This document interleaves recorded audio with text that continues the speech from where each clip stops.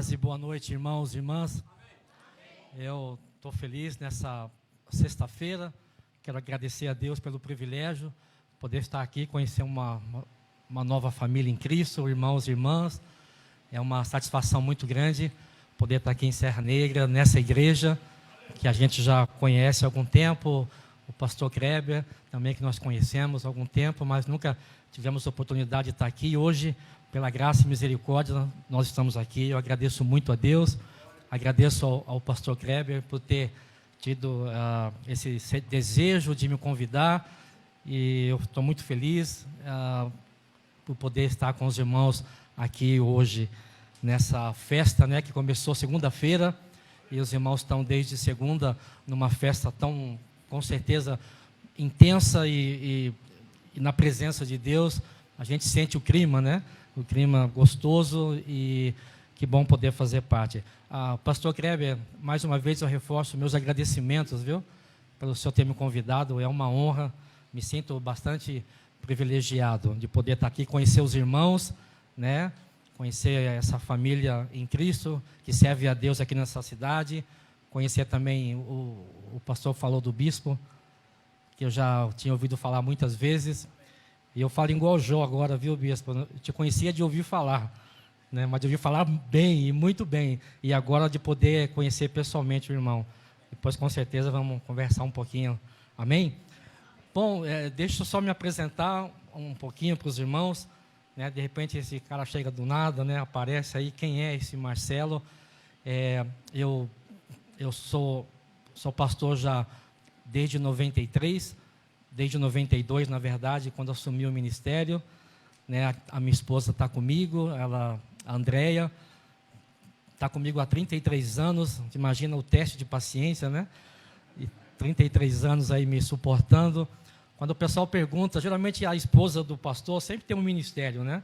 Ministério de música. A nossa pastora missionária há muitos anos, ela tocava piano, tocava sanfona. Outras irmãs têm dom do ensino, tudo. Aí quando pergunta para mim, qual é o ministério da tua esposa? Eu falei, me suportar. E já é um ministério bastante difícil.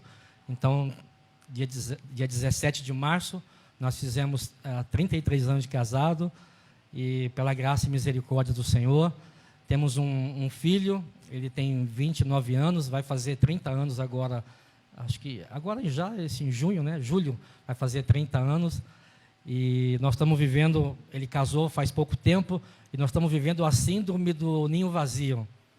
Então, um único filho, aí quando sai de casa fica um vazio, né? Parece um vazio existencial, né? Mas estamos se adaptando também a essa nova realidade.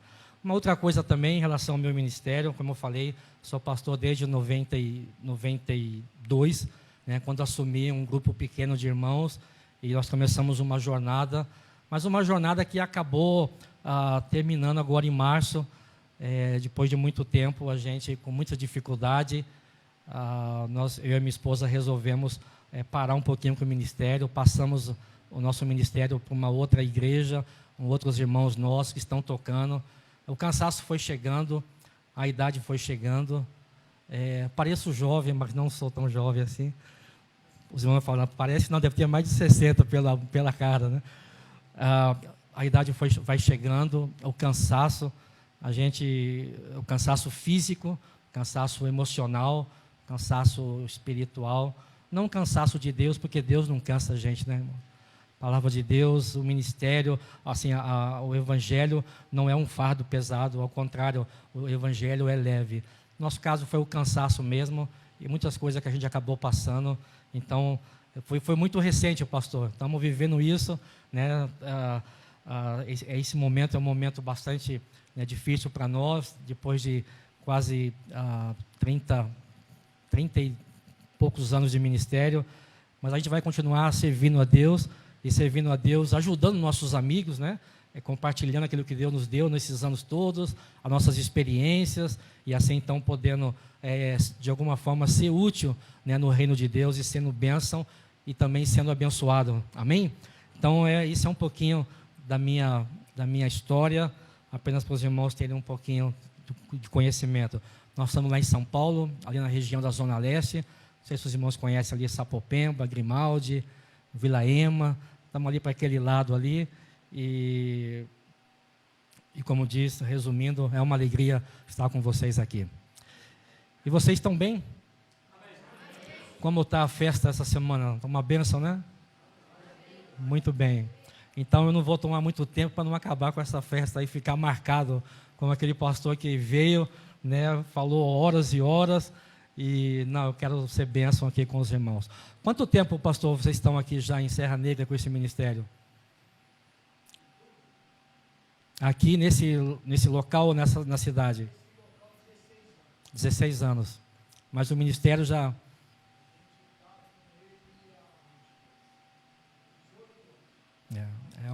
É uma caminhada também, né? Uma caminhada boa aí. E os irmãos estão bem localizados, né? Aqui, praticamente no centro, né? De Serra Negra. Então, minha oração, meu desejo é que o Senhor continue abençoando esse ministério, abençoando essa igreja. E que muitas festas venham, né? Muitos aniversários, muitas celebrações. E que esse lugar continue sendo uma agência, né, do reino de Deus aqui na terra. Amém? Muito bem, eu queria compartilhar um texto com os irmãos. Eu perguntei para o pastor Kleber se ele tinha algum tema. Ele falou assim, o tema é livre, aquilo que Deus colocar no seu coração. E eu estava meditando num texto que fazia, na verdade, há muito tempo que eu não lia esse texto e não falava sobre esse texto. Bom, depois de quase 25 anos, né, quase 30 anos pregando todo domingo, e terça e quinta, a gente ainda olha para as Escrituras e se surpreende com coisas extraordinárias, né? Quando a Bíblia diz que ela é viva, eficaz e é verdade. E cada vez que nós olhamos para ela, a gente se surpreende como ela ainda fala conosco. E esse texto me chamou muito a atenção, e como não tinha um tema específico, eu escolhi essa passagem para compartilhar com os irmãos. Números capítulo 9, versículo 15 até o versículo 23. Então eu convido os irmãos a ficarem de pé, por favor. Vamos ler esse texto, capítulo 9, versículo 15 até o versículo 23. Então diz assim a palavra do Senhor. Todos encontraram? Amém. Amém. Muito bem. No dia em que o tabernáculo foi levantado, a nuvem cobriu o tabernáculo sobre a tenda do testemunho. Desde a tarde até a manhã, a nuvem estava sobre o tabernáculo como uma aparência de fogo. Assim era de contínuo, a nuvem o cobria e de noite havia... Obrigado. E de noite havia a aparência de fogo. Mas sempre que a nuvem se erguia sobre a tenda, os filhos de Israel partiam. No lugar onde a nuvem parava, ali os filhos de Israel se acampavam. Segundo a ordem do Senhor, os filhos de Israel partiam e segundo a ordem do Senhor se acampavam. Permaneciam acampados todos os dias em que a nuvem repousava sobre o tabernáculo. Quando a nuvem se detinha muitos dias sobre o tabernáculo, os filhos de Israel cumpriam a ordem do Senhor e não partiam. Se acontecia de a nuvem deter-se poucos dias sobre o tabernáculo, segundo a ordem do Senhor, permaneciam acampados, e segundo a ordem do Senhor partiam. Às vezes, a nuvem ficava desde a tarde até pela manhã seguinte. E quando a nuvem se erguia, pela manhã partiam, quer de dia, quer de noite. Erguendo-se a nuvem, partiam. Quando a nuvem se detinha sobre o tabernáculo 2 dias, ou 1 mês, ou 1 ano, permanecendo sobre ele, os filhos de Israel permaneciam acampados, e não partiam, mas erguendo-se ela partiam. Segundo a ordem do Senhor, se acampavam, e segundo a ordem do Senhor partiam, e cumpriam a ordenança do Senhor, como esse ordenara por meio de Moisés. Amém? Uma pequena introdução para a gente se situar aqui no texto e deixar que ele fale aos nossos corações. Eu acho que uma leitura como a nossa já é suficiente para ver quão rico é esse texto E quantas lições e quantas verdades esse texto ensina para nós. Eu quero, humildemente, compartilhar com os irmãos alguns pensamentos que Deus tem colocado no meu coração e que Ele possa falar ao teu coração. A gente fala aos teus ouvidos, né? O pregador fala ao ouvido do povo, mas quem fala ao coração é o Espírito Santo. É Ele que toca, né, dentro de nós. Uma parte do livro de Números tem muito a ver com as regras de celebrações, das festividades, das ofertas, dos sacerdotes, tipos de oferta, como que o sacerdote se vestia, toda a liturgia, toda a forma de se achegar diante de Deus. O que parece, quando fazemos uma leitura desse livro, não é um livro muito comum, né? A gente geralmente não se debruça muito tempo sobre o livro de Números, talvez por ser um livro de muito números mesmo. Lá no começo é uma contagem, muitas vezes quase que interminável, né, que vai numerando e falando das famílias, das tribos. Mas o Números e os demais que fazem parte do Pentateuco são riquíssimos em ensinos e em verdades para a igreja. É verdade que a igreja, ela tem o Novo Testamento, né, como doutrinas que normatiza a igreja, mas o Antigo Testamento não é desprezado. O Antigo Testamento, por isso que está aqui, não é verdade? Senão não fazia parte das Escrituras.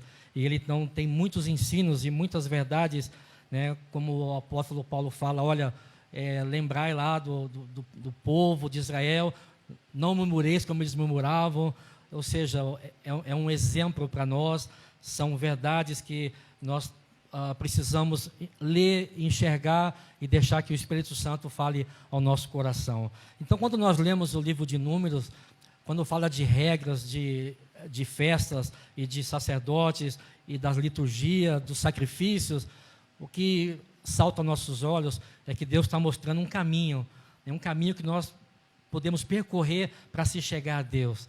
Não se chega a Deus de qualquer jeito, não se adora a Deus de qualquer jeito, não se cultua a Deus de qualquer jeito. Então, o livro de Números, como os demais livros da Bíblia, vai mostrar para nós como nós devemos chegar diante da presença de Deus, como nós devemos cultuar a Deus e adorar ao Senhor.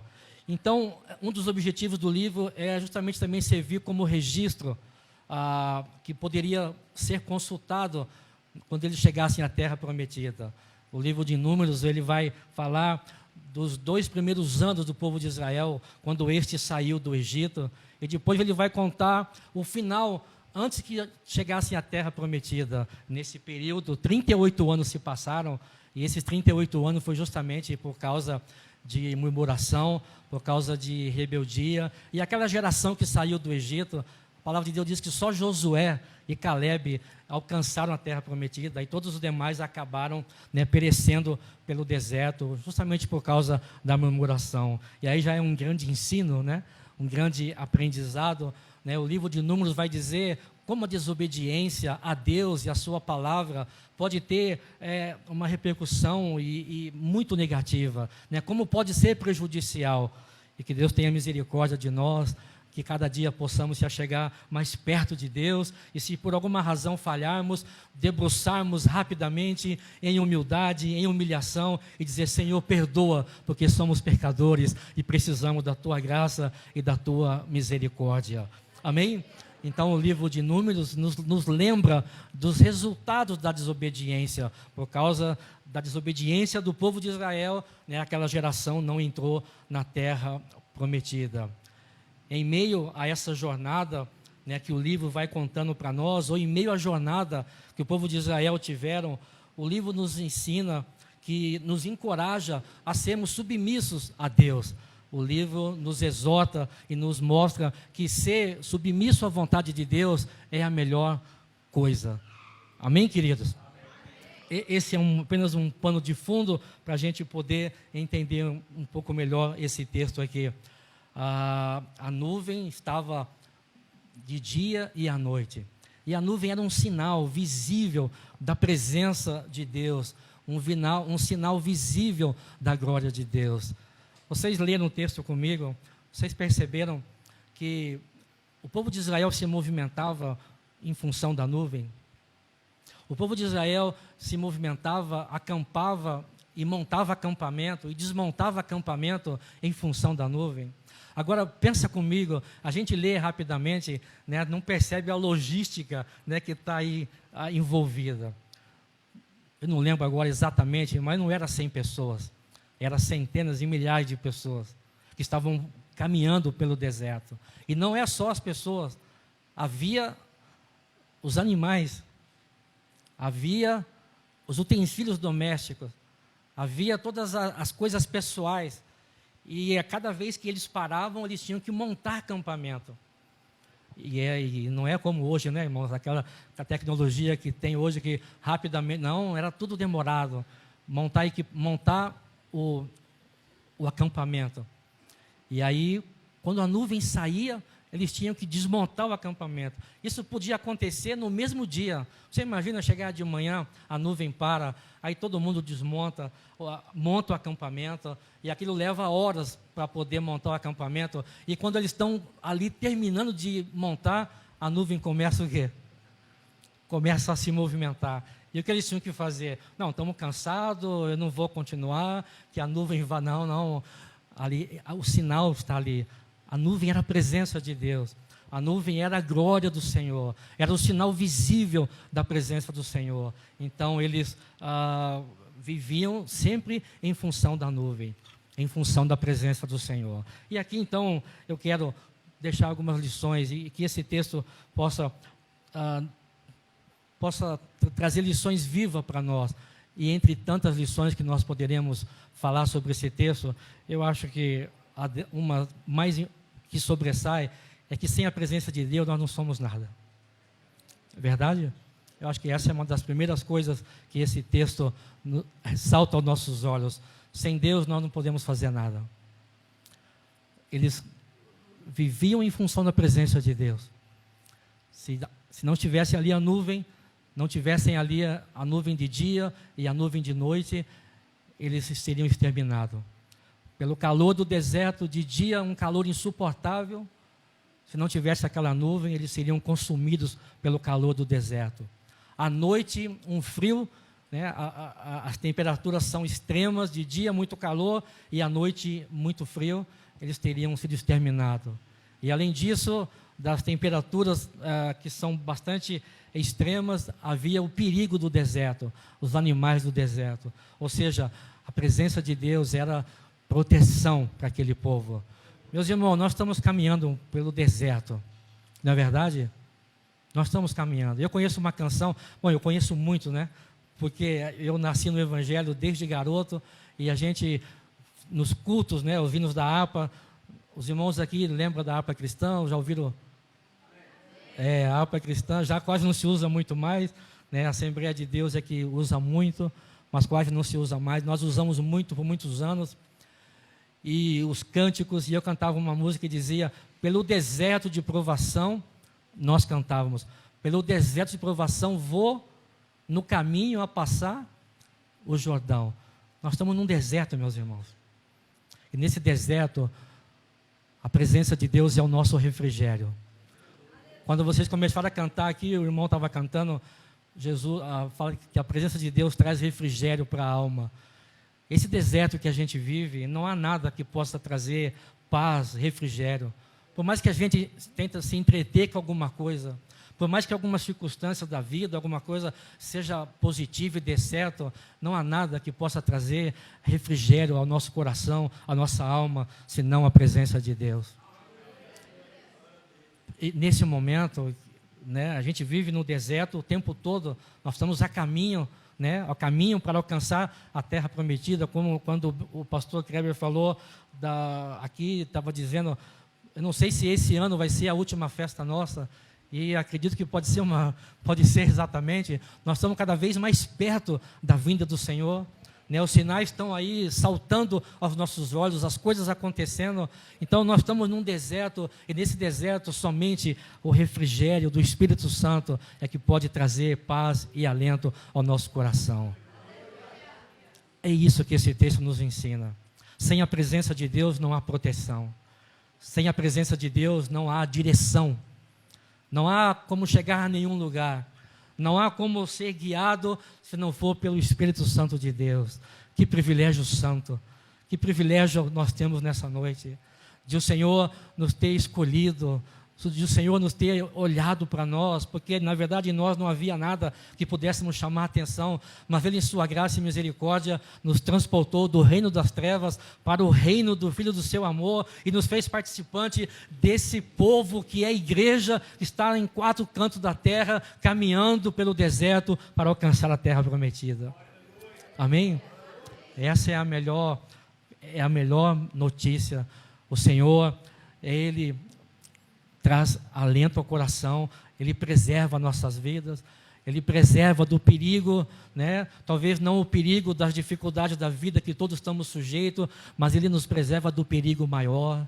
A nossa alma está intacta, a nossa alma está guardada na presença do Senhor, por mais que as circunstâncias nos alcançam, porque nós não estamos numa bolha em relação às demais pessoas neste mundo, nós sofremos também talvez as mesmas enfermidades, as mesmas lutas, as mesmas aflições, mas nada pode tocar a nossa alma que está guardada e preservada pelo poder do Espírito Santo de Deus.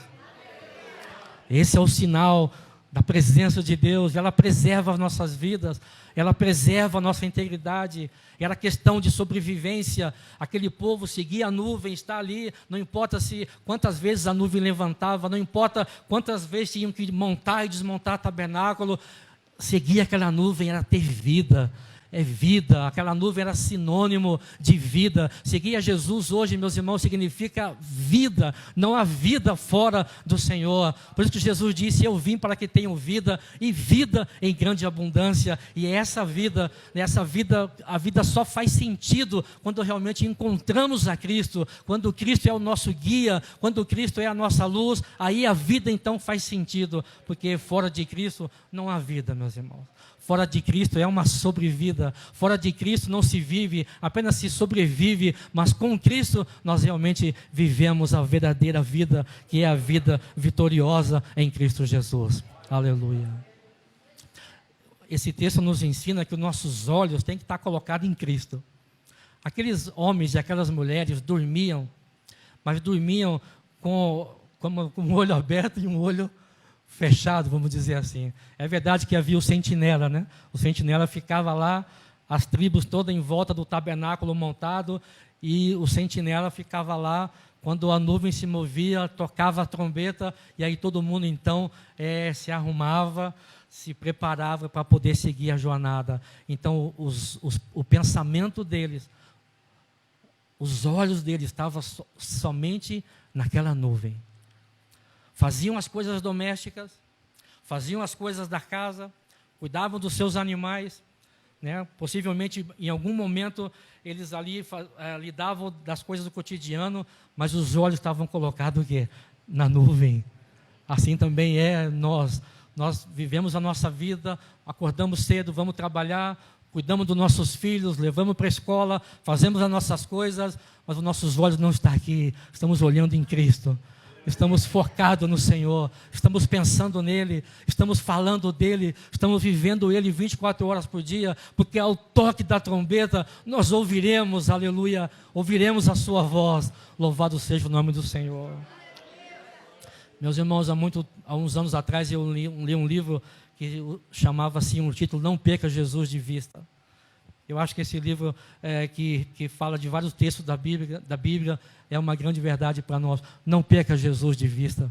Continue olhando para Ele. É isso que esse texto nos ensina. Há muitas distrações, há muitas coisas que fascinam os nossos olhos, há muita coisa que nos atrai.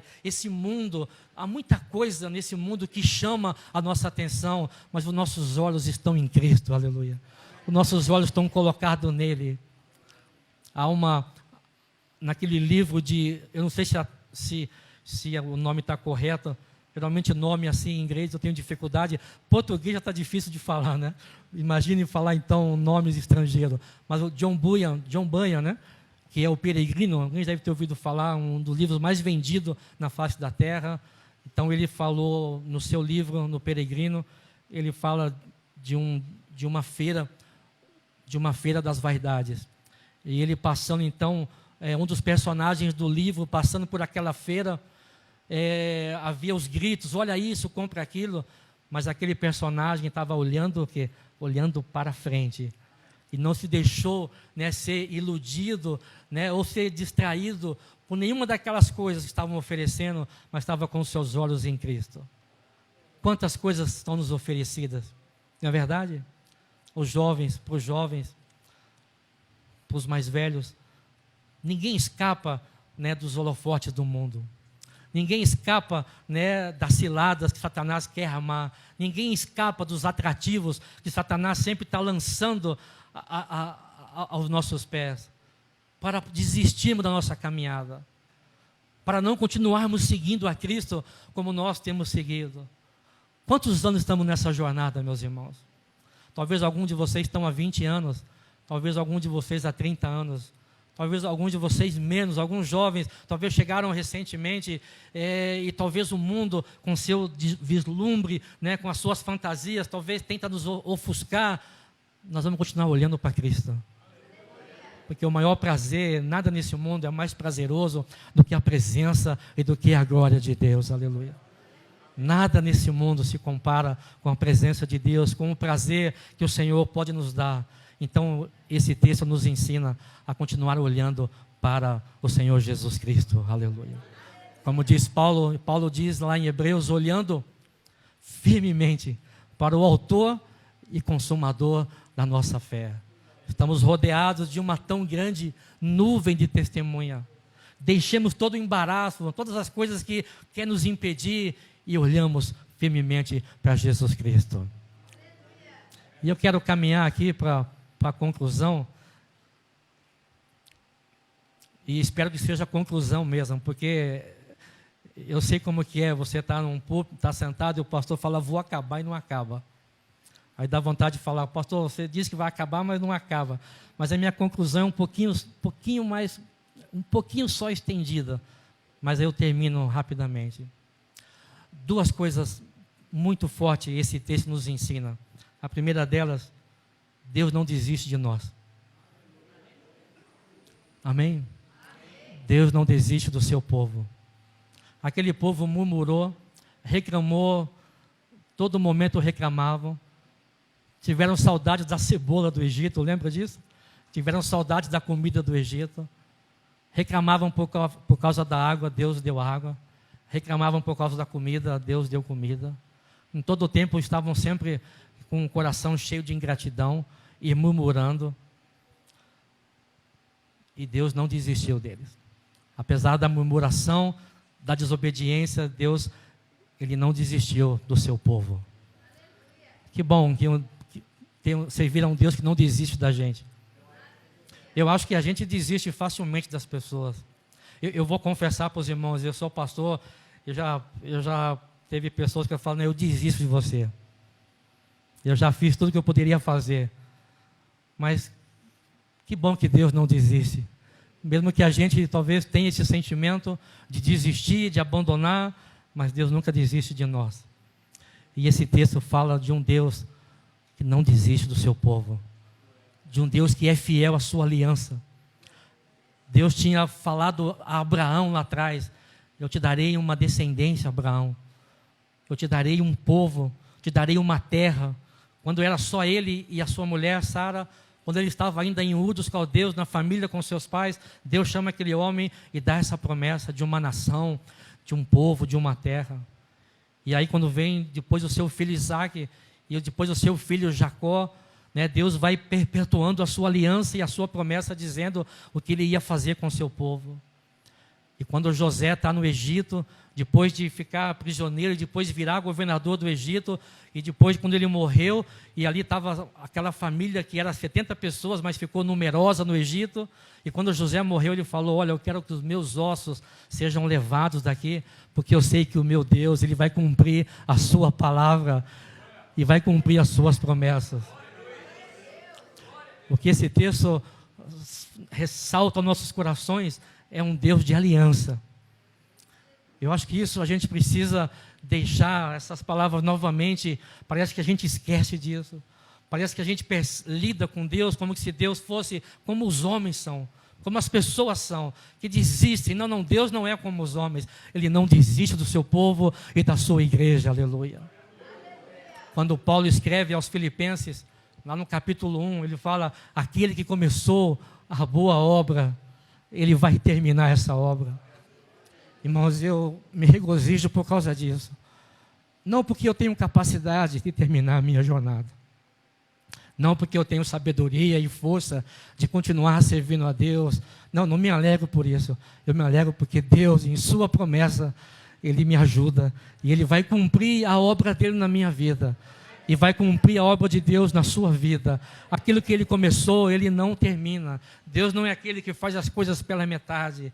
Deus não é aquele que faz as coisas, deixa as coisas ali pelo meio do caminho. Ele continua conosco, passo a passo, nos ajudando. E se nós permanecermos fiéis ali, por mais que seja difícil, por mais que a luta seja tensa, eu estou ali agarrado em Cristo. Ele prometeu algo extraordinário. Ele prometeu que eu vou chegar lá. Não as promessas desse mundo. As nossas decepções muitas vezes são porque nós queremos as promessas aqui da terra. Nós queremos as coisas daqui. E quando não acontecem as coisas daqui, nós ficamos então frustrados e decepcionados. Mas as coisas de Deus, elas vão se cumprir. As coisas de Deus vão se cumprir. E a coisa mais preciosa é que Deus estaria conosco nessa jornada. E Ele vai nos conduzir até a sua presença. Aleluia. Sabe por quê? Porque a nossa morada não é aqui. Quando eu estava dizendo sobre frustrações, decepções, é porque nós reduzimos muitas vezes o reino de Deus a essa vida. Se falam de tantas coisas, a bênção, de tantas coisas aqui da terra, que parece que não há um reino futuro. Parece que não há... Talvez para alguns, e eu tenho certeza que para essa igreja não, mas para muitos eu acredito que se Jesus viesse, estragaria a vida deles, porque eles querem ficar aqui, porque eles acham que o prazer está aqui, que a vida boa está aqui. Não, a vida boa não está aqui, meus irmãos. Não, nossa vida boa está com Cristo. Aleluia. Nós somos peregrinos. Né?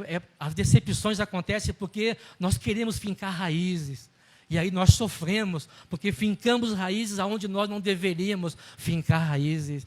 Nós temos que estar sempre caminhando, né? Somos peregrinos na terra, estamos de passagem por esse mundo, estamos caminhando, a terra prometida não é esse lugar, não é esse lugar. Né? Deus, em sua infinita graça, em algum momento nos abençoa, mas a bênção maior não é essas coisas daqui da terra, a bênção maior é tomar posse da terra prometida, aleluia. É por isso que o apóstolo Paulo, quando escreve aos Filipenses, esses textos estão todinhos aqui, eu estou tentando resumir para não tomar muito tempo. Ele fala que a nossa pátria celestial não é aqui. A nossa cidadania celestial não é aqui. Nós somos peregrinos nessa terra. Quando o apóstolo Pedro escreve aos irmãos, né, que estão esparramados lá por vários pontos, ali no capítulo 1, não lembro agora a cidade, mas pela Galácia, acho que... Perdão, eu vou ler, meus irmãos, porque quando eu não leio, eu acabo fazendo uma versão nova da Bíblia, sabe? Eu acabo mudando o texto, mas rapidamente aqui na primeira carta de Pedro, quando ele escreve assim, capítulo 1, versículo 1,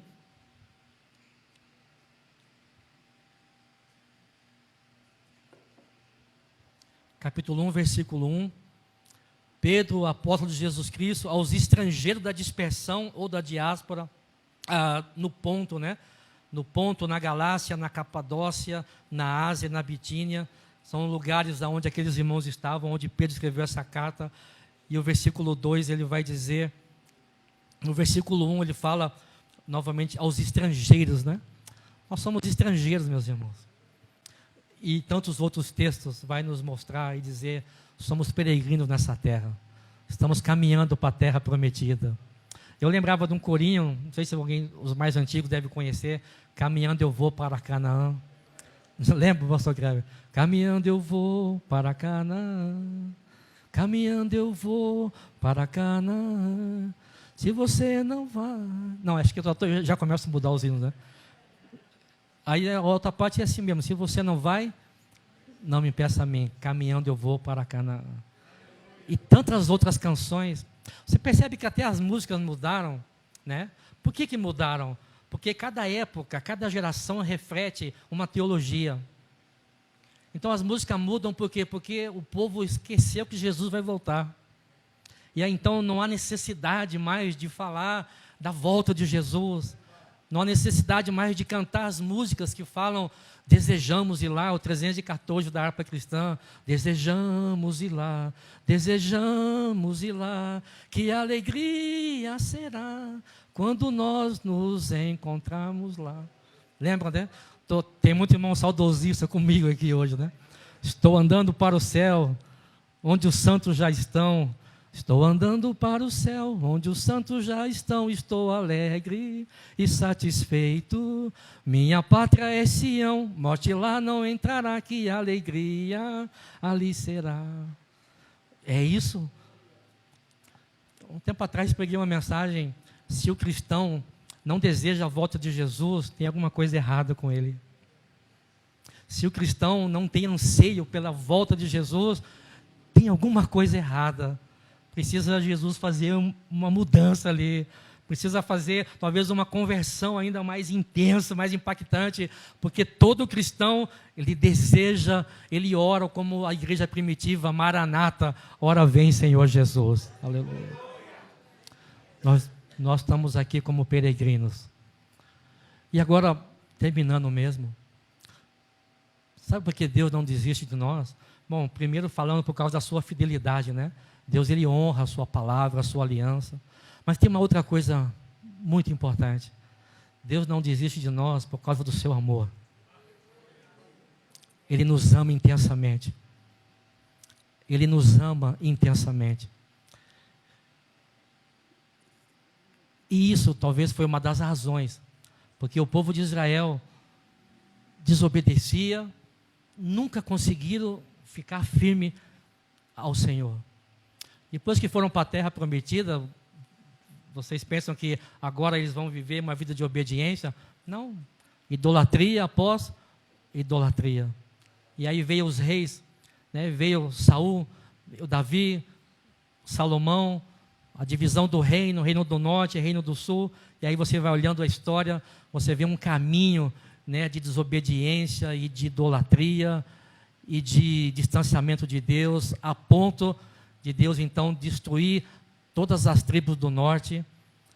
E depois, por último, né, Nabucodonosor invadiu, que é da Babilônia, invadiu Jerusalém e destruiu a cidade de Jerusalém e levou aquele povo cativo. E ficaram 70 anos no cativeiro, mas por causa do grande amor de Deus e da grande misericórdia, eles foram libertos. Eu queria que você me acompanhasse em algumas leituras rápidas em Oséias, só para a gente poder perceber um pouquinho desse grande e imenso amor de Deus. Esse texto, quando eu leio, ele derrete o meu coração. Se você puder, depois de Daniel, é um dos profetas menores, Oséias 11.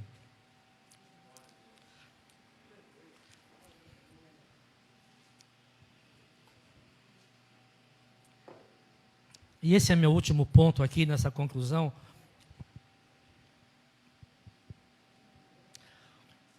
Olha o versículo 1, meus irmãos. O versículo 1 de Oséias. Pode ler, meu irmão? Você me ajuda na leitura, isso? Lê para mim o versículo 1. Isso, 11:1. Quando Israel era menino, eu o amei, e do Egito chamei o meu filho. Olha só o amor de Deus para com seu povo. Mas o versículo 2, por favor. Quanto mais, porém, eu o chamava, tanto mais se iam da minha face. Sacrificavam a Baalins e queimavam incenso às imagens de esculturas. Quanto mais, olha que coisa, quanto mais o Senhor amava eles, mais o quê? Mais eles se afastavam. O livro de Oséias é uma história tremenda, né? Se você puder fazer uma leitura, eu tenho certeza que o vosso pastor tem falado e pregado sobre esse livro, Mas lá fala de um casamento de Oséias com uma prostituta, com uma mulher adúltera. E como essa mulher, né, mesmo com com essa vida, Deus mandava o profeta que fosse lá. E depois, em resumo, na verdade, o texto vai falar sobre a infidelidade de Israel. Que Israel era adúltero, que Israel deixou o seu marido, que era Deus, e foi o quê? E foi atrás dos Baalim, né? Os cultos a Baal, e deixou o verdadeiro Deus. E quanto mais Deus, olha que coisa, quanto mais Deus fazia as coisas para eles, mais o quê? Eles se afastavam de Deus. Porque eles achavam que tudo que eles recebiam não vinha de Deus, mas vinha o quê? Mas vinha da parte de Baal. Vinha das divindades pagãs. Não conseguiam perceber que tudo que eles tinham, que o ar que respiravam, que as bênçãos que Deus tinha dado, tudo aquilo vinha da parte de Deus. Que os presentes, se você ler lá o começo do livro, os presentes que ela ganhava, era o próprio Deus que estava dando esse presente. E ela achava que vinha dos seus amantes. Não, mas vinha da parte de Deus. E esse texto então fala do coração de Deus. Esse texto revela o sentimento de Deus para com o seu povo. Olha o versículo 4. Eu atraí cada um deles com cordas humanas. Consegue enxergar e visualizar como que se nós fôssemos laçados pelo amor de Deus? A cada dia Deus joga as suas cordas de amor, de graça, para nos trazer mais perto dEle. Para que nós possamos se achegar a Ele. E poder perceber que o amor, tudo que nós temos, vem dEle. Todo o cuidado, toda a proteção vem de Deus, é Ele que nos ama. Atrair com cordas humanas, com cordas de amor. Ele continua dizendo, fui para eles como os que tiram o jugo de sobre as suas queixadas, sobre o peso que estava sobre ele. E lhes dei comida, e lhes dei mantimento. Olha o versículo 8, que declaração estupenda de um Deus amoroso, como te deixaria, ó Efraim? Como que eu vou te deixar? Como que eu vou abandonar vocês? Como te entregaria ao Israel? Como te trataria como Admá? Como te faria como Zeboim? Olha só o que fala aqui na minha versão. Tem versões que talvez seja mais viva ainda a frase. Está comovido o meu coração dentro de mim. Está comovido em mim o meu coração. Todas as minhas compaixões a uma se acendem. Eu procurei uma versão, diz assim numa outra versão, como eu poderia desistir de vocês? Você pode colocar o seu nome, colocar o meu nome. Deus falando a mim e a você. Como que eu poderia desistir? Como você chama, meu irmão? Cainã? Como eu poderia desistir de você, Cainã? Você?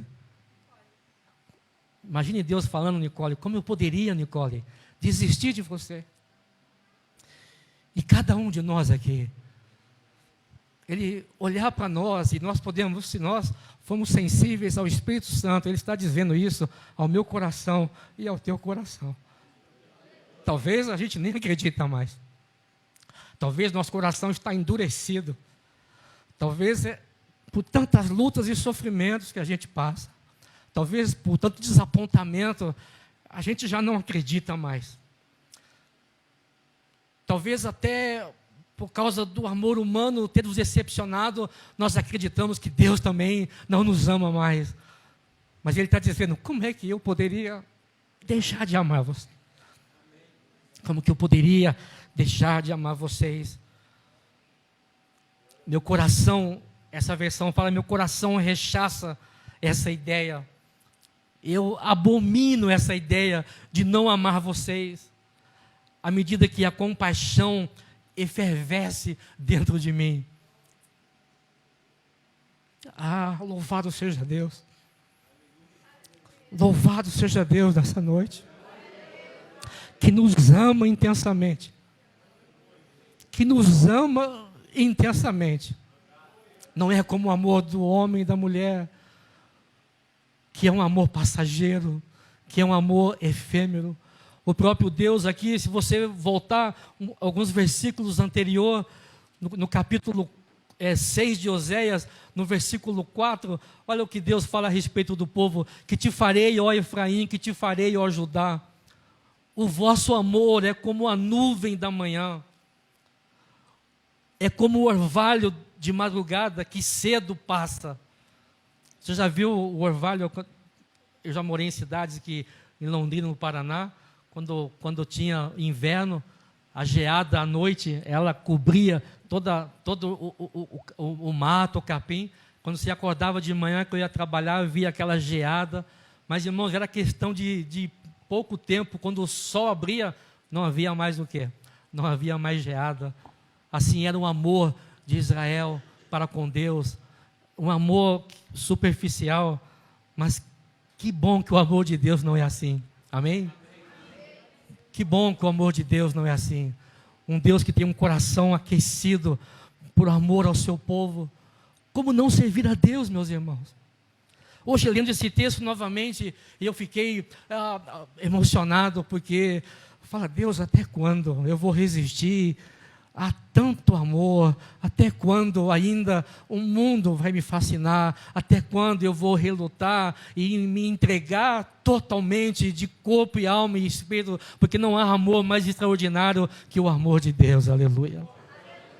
Que você possa sentir esse amor nessa noite, que essa comunidade, essa igreja possa ser movida a cada dia por esse amor extraordinário, e tudo que fizermos, nós somos movidos por esse amor.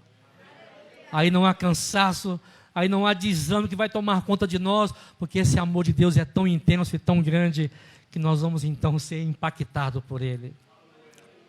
Agora, leia o último versículo comigo. Eu quero que você abra comigo Efésios.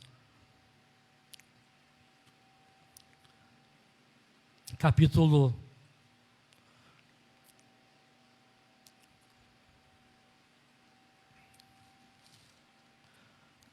1.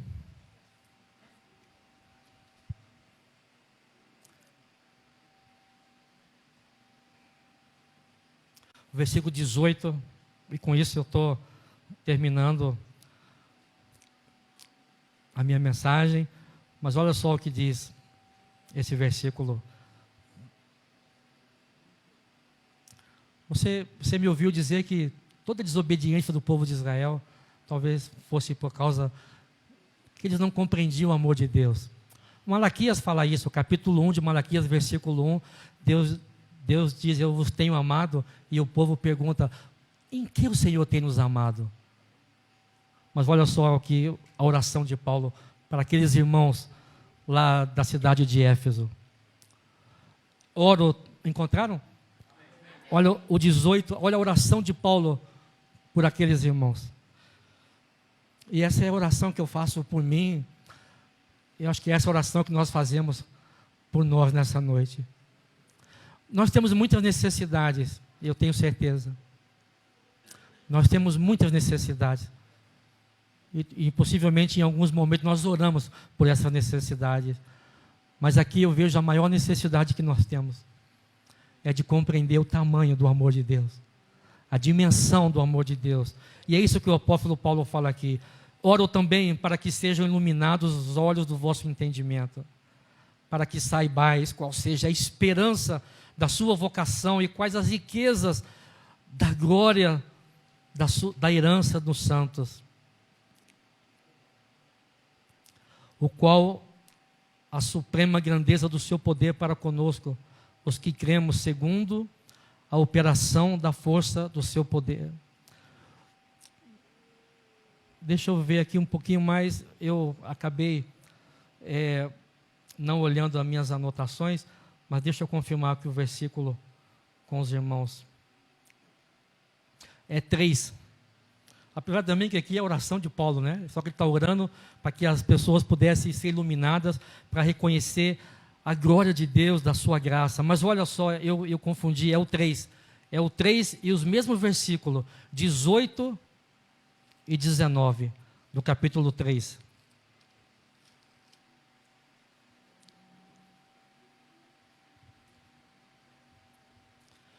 Do versículo 16 a gente consegue entender melhor, é a oração de Paulo. 3,16, oro para que segundo as riquezas da sua glória, vos conceda que sejais fortalecido com poder pelo seu Espírito no homem interior, para que Cristo habite pela fé nos vossos corações. E ainda oro para que, estando arraigados e fundados em amor, possais perfeitamente compreender com todos os santos qual seja a largura, o comprimento e a altura e a profundidade.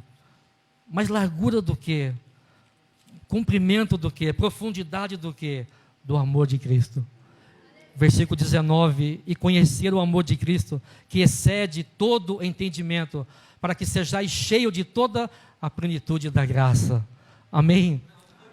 Essa é a minha oração por mim, é a minha oração que eu faço. Senhor, eu tenho muitas necessidades, mas que o Senhor possa abrir os meus olhos nessa noite, que eu possa compreender a dimensão do Teu amor, a grandeza do Teu amor. Você pode orar comigo 2 minutinhos?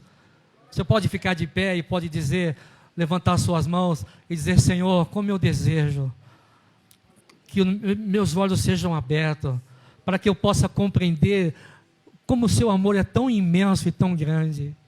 Como que eu duvido ainda do Teu amor. Eu duvido, Senhor, talvez não na mente, mas as minhas atitudes, a minha forma de conduzir a minha vida, parece que diz que o Senhor não nos ama tanto, mas não é verdade. O Senhor nos ama intensamente, o Senhor nos ama profundamente, e que meus olhos sejam abertos nessa noite, que nós possamos orar, Senhor, como igreja. Ilumina, Senhor, a nossa mente, nosso coração, que o Senhor se revele uma vez mais a cada um de nós, Senhor, que essa comunidade, essa igreja, com todos os irmãos que estão aqui, que eles possam Te amar cada vez mais, porque quanto mais nós compreendemos o Seu amor, Senhor, não há tentação, não há problema, não há nada nesse mundo que vai nos tirar, Senhor, do Teu reino, porque nós conhecemos o Teu amor, conhecemos a profundidade do Teu amor e da Tua misericórdia, e nós experimentamos esse amor, fomos abraçados por esse amor, e nós então não desistiremos, Senhor, porque não há amor maior do que o Teu amor. É o que eu Te peço, em nome de Jesus. Amém e amém.